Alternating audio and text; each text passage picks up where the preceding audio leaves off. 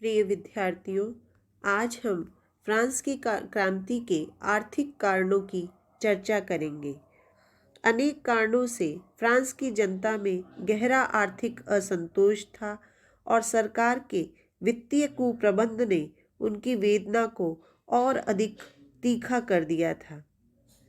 France की तत्कालीन आर्थिक व्यवस्था की व्याख्या करते हुए हेक्टर ने लिखा है कि फ्रांस की आर्थिक स्थिति उस ताश के मकान जैसी थी जिसे धराशायी करने के लिए मामूली सी हवा ही काफ़ी थी।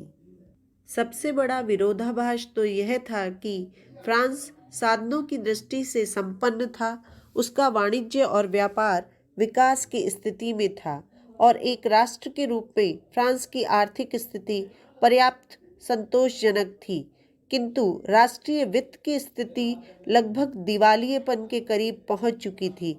ऐसे में जबकि फ्रांस युद्धों के खर्च को भी वहन करने की स्थिति में नहीं था, वर्साय के राजमहलों पर बहुत अधिक खर्च किया जा रहा था। पक्षपातपूर्ण कर व्यवस्था, वर्साय का विलासी जीवन, युद्धों पर खर्च, अभिजात्य वर्ग का प्रतिक्रियावादी दृष्टिकोण, प्रशासनिक अपव्यय और चुंगी तथा करों की दूषित व्यवस्था आदि ऐसे उत्तरदायी कारण थे जिसने आर्थिक व्यवस्था को और अधिक कमज़ोर बना दिया। इस गिरती हुई आर्थिक व्यवस्था ने क्रांति के आगमन को अपरिहार्य कर दिया था। इस स्थिति की फिजरोल ने सटीक व्याख्या करते हुए कहा है कि आर्थिक असंतोष और अव्यवस्था के कीचड़ में फ्रांस फंस गया, जिससे निकलना असंभव नहीं तो कठिन अवश्य था।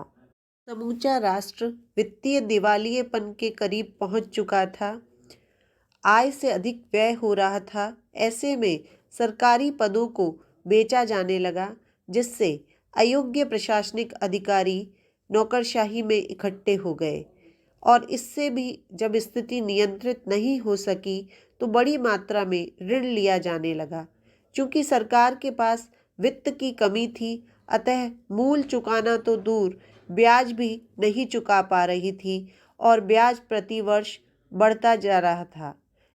कमजोर आर्थिक व्यवस्था के बावजूद भी शासक वर्ग विलासिता का जीवन जी रहा था। वर्साय का राजमहल यूरोप के किसी भी अन्य शासक के लिए ईर्ष्या का विषय था।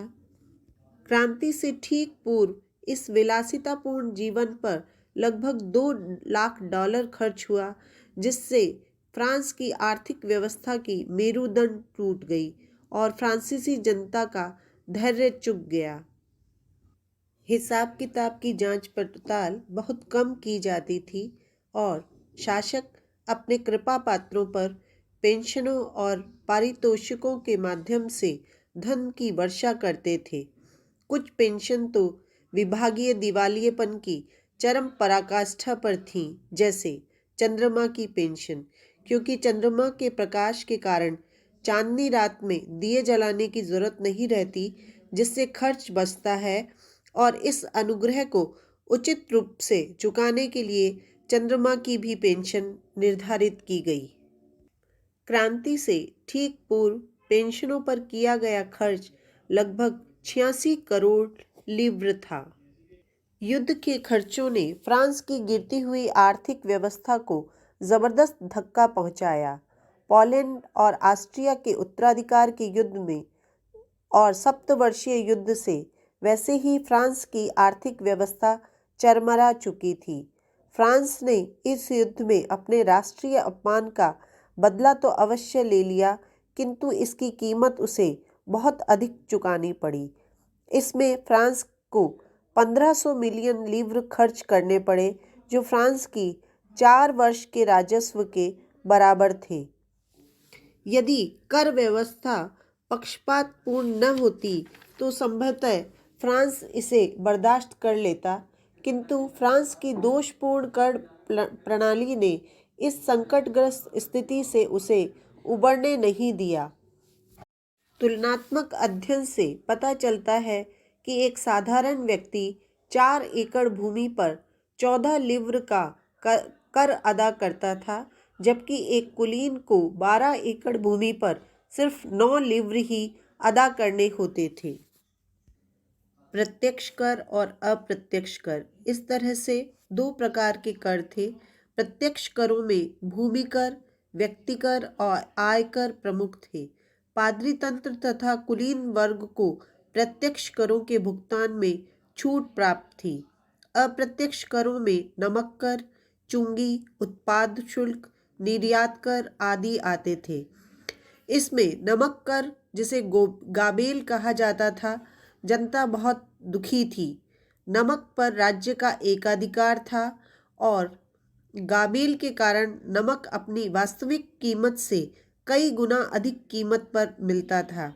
मांस को सुरक्षित रखने के लिए नमक अत्यावश्यक वस्तुओं में था। प्रत्येक व्यक्ति को नमक सरकारी एजेंटों से खरीदना पड़ता था। प्रत्येक परिवार के लिए 8 वर्ष से ऊपर के प्रति व्यक्ति के लिए कम से कम 7 पौंड नमक प्रति वर्ष के हिसाब से खरीदना अनिवार्य कर दिया गया। नमक कर न चुकाने वालों को जेल भेज दिया जाता था या कोड़ों से पीटा जाता था। The making of modern man में सिंडर ने लिखा है कि अन्यायपूर्ण एवं घृणित गाबेल फ्रांस में क्रांतिकारी भावना को उत्पन्न करने वाले महत्वपूर्ण कारणों में से एक था। कृषकों तथा तृतीय एस्टेट के अन्य लोगों को चर्च को टाइथ नामक धार्मिक कर भी देना पड़ता था।